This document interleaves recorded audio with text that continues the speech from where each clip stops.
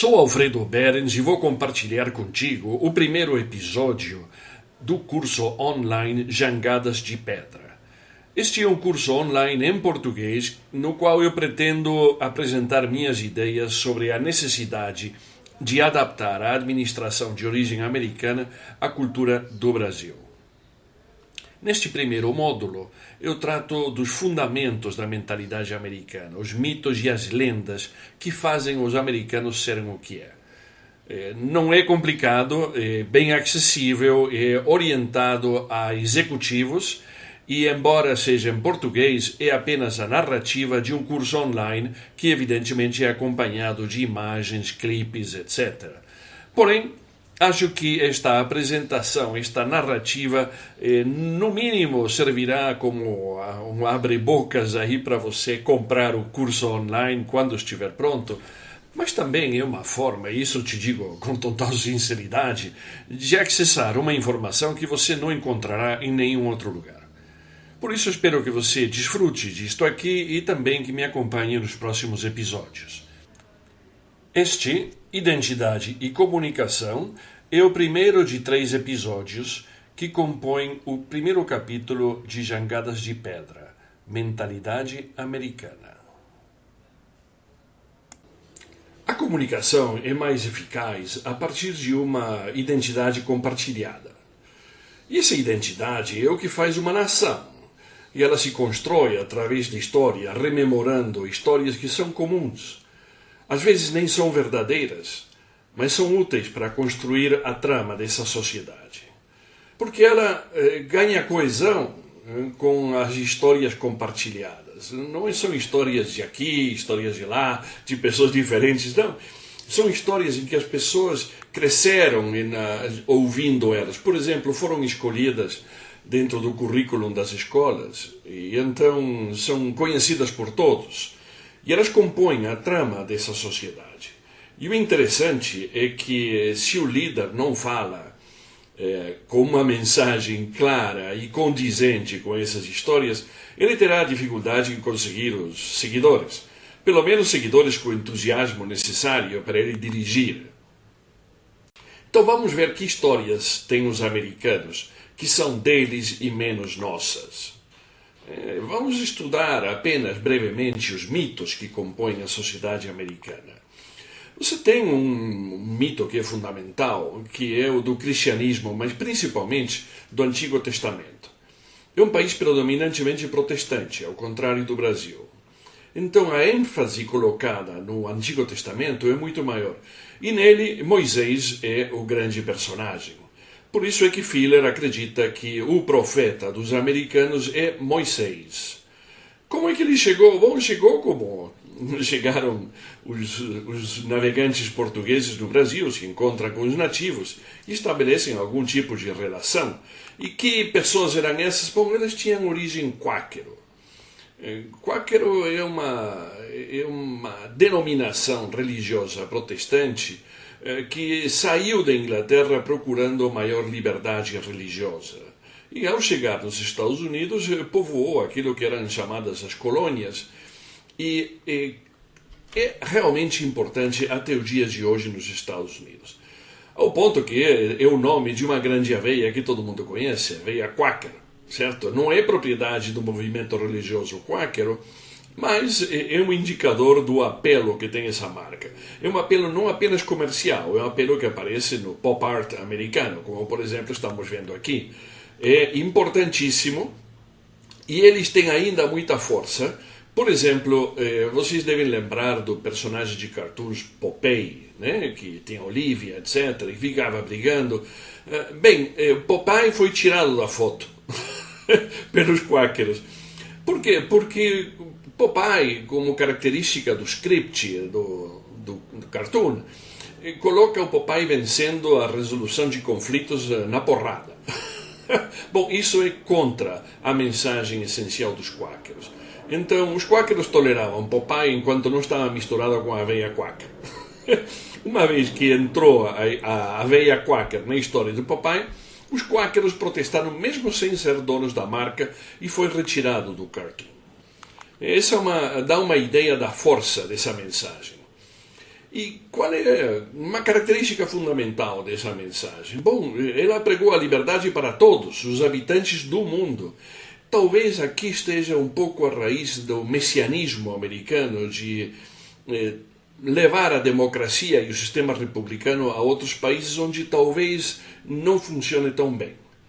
Então, vemos que essa característica messiânica do Antigo Testamento, de Moisés levando um povo escravizado à liberdade, aparece também no comportamento americano, que é um comportamento que não tolera a idolatria, por exemplo. Ao contrário de nós, vemos aqui esta imagem onde temos o grande Cristo Redentor do Rio de Janeiro com um fundo negativo em relação à idolatria, como corresponde no Êxodo 20:40. No livro do Êxodo há uma ênfase muito marcada no cuidado com os vulneráveis, na igualdade de todas as armas e principalmente o entrelaçamento da jornada material e moral. Essa aqui é uma característica muito importante no americano que, por exemplo, não tolera mentira, publicamente pelo menos. É muito difícil alguém mentir e escapar com isso. Deixa de ser crível. Essa é uma diferença muito marcante com a tolerância que temos no Brasil em relação à mentira, inclusive a mentira dos políticos. Bem, estas ideias do Antigo Testamento aparecem na literatura americana e também nos filmes. Por exemplo, um grande filme épico escrito, dirigido e produzido por Cecil B. DeMille são Os 10 Mandamentos. A mensagem fundamental, segundo o próprio DeMille, é que coloca a questão sobre se a terra deve ser dirigida sob os desígnios de Deus ou os caprichos de um ditador. Não acho que DeMille tenha sido muito democrático na gestão da empresa, do contrário não teria escrito, produzido e dirigido o filme. Mas vamos lá.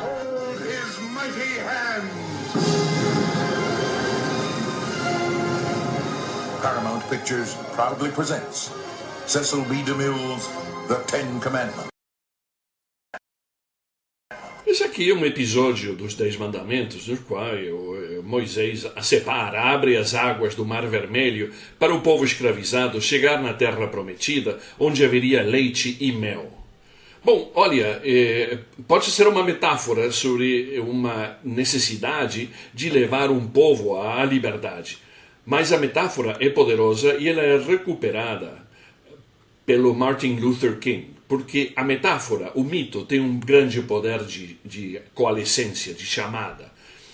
É por isso que Martin Luther King compara uma sentença de 1956 da Suprema Corte Americana sobre a dessegregação nas escolas como um grande divisor de águas, semelhante à separação das águas no Mar Vermelho. Essa metáfora é muito forte. Então vemos que a narrativa de Moisés oferece um roteiro de recompensa pela perseverança na audácia. É necessário lutar, iremos juntos, seguiremos ao líder e ele nos levará à terra prometida. Essa é, em parte, a grande força do grande orador Barack Obama, porque ele personifica para os americanos a metáfora cumprida. Talvez não integralmente, mas boa parte do apelo do Barack Obama como líder está em que ele ecoa, ele personifica a mensagem do êxodo, levando um povo escravizado até a terra prometida. Então a gente vê que o americano ainda tem um problema grave com a discriminação racial. Mas observe que por cada africano levado como escravo dos Estados Unidos, 8 foram trazidos no Brasil. E os americanos têm desenvolvido algum tipo de comportamento positivo para conseguir aquela igualdade que aparece já no êxito. No entanto, aqui continuamos patinando na área. Então, o que é? São apenas esses mitos religiosos que construíram os Estados Unidos? Não.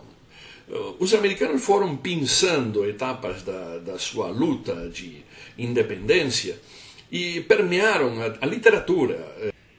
Por exemplo, temos a história de Paul Revere, um momento fundamental na Constituição da nação americana. Os patriotas iam ser atacados pelos britânicos, mas não sabia se seriam atacados por terra ou por mar. Então Paul Revere pegou seu cavalo e foi averiguar, deixando atrás uma regra de decisão. Se o ataque fosse por terra, ele acenderia uma lâmpada apenas.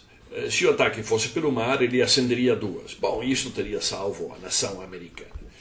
Este feito é narrado num poema de Longfellow chamado Paul Revere's Ride. Essa poesia foi um pouco perdida, mas ela consta no currículo escolar americano e as crianças podem não lembrar do poema inteiro, mas eles lembram desta frase que é usada nos Estados Unidos para alertar a população sobre uma situação de disjuntiva, de crise, de ameaça. Uma se por terra, duas se pelo mar. Bom, apenas isso sobra do poema de Longfellow hoje, mas dá aos americanos um ponto de coalescência. Através dessa frase eles lembram de um grande efeito patriótico. E há outros elementos, por exemplo, George Washington cruzando o rio Delaware. Bom, aqui temos uma imagem dele que está na Casa Branca, em que George Washington está com suas tropas atravessando o rio e leva uma bandeira. Só que essa bandeira foi desenvolvida alguns anos mais tarde, mas não interessa, porque o objetivo é gerar essa história de coalescência. Por isso que essa pintura é importante e por isso que está na Casa Branca. Não interessa se essa bandeira foi criada depois ou antes. O fato é que George Washington cruzou o rio Delaware e salvou os americanos. Tinha que ter uma bandeira e colocaram aquela que lhe parecia. Mas uma bandeira não seria suficiente para unir um povo tão diverso. No fim das contas, hoje, a participação de estrangeiros residentes nos Estados Unidos é 20 vezes a brasileira. Uma bandeira não é suficiente, não. E os americanos vêm tentando unir a população em torno de um dia de ação de graças, que seria uma festa não religiosa.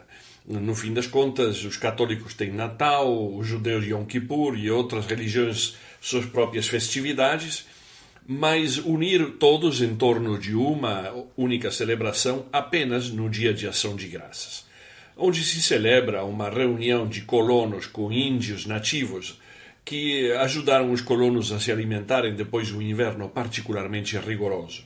É por isso que nesta festividade se celebram comidas do Novo Mundo, peru, batatas, milho. É por isso que nesta ilustração temos um peru com um chapéu do colono quáquero.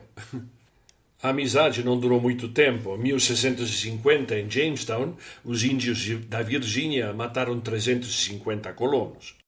E ao longo dos anos houve 3 tentativas de reeditar o Dia de Ação de Graças. A última, em 1941, de Roosevelt, que é a que dura até hoje. Mas o fato de que tenha havido várias tentativas não significa que os americanos tenham sido pouco sinceros em torno da ideia. É que simplesmente é difícil mesmo. O fato é que continuam tentando. Então, vamos aqui fazer um pequeno alto nessa história, porque sempre é bom recapitular. O que temos são quáqueros da Inglaterra que aparecem no território americano e tem um encontro semelhante ao encontro que Cabral teve com os nossos nativos aqui. A história é uma história de Novo Mundo, no fim das contas.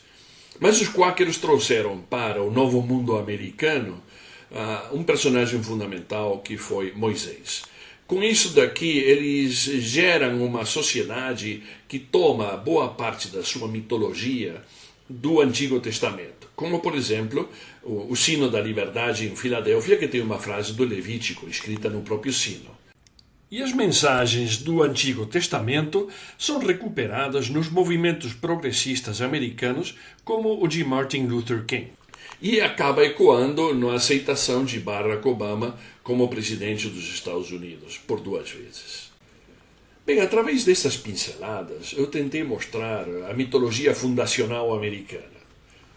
Não é uma versão completa, mas é o suficiente dentro do que eu pretendo, que é ilustrar por que os americanos são diferentes dos brasileiros e também de outros latino-americanos.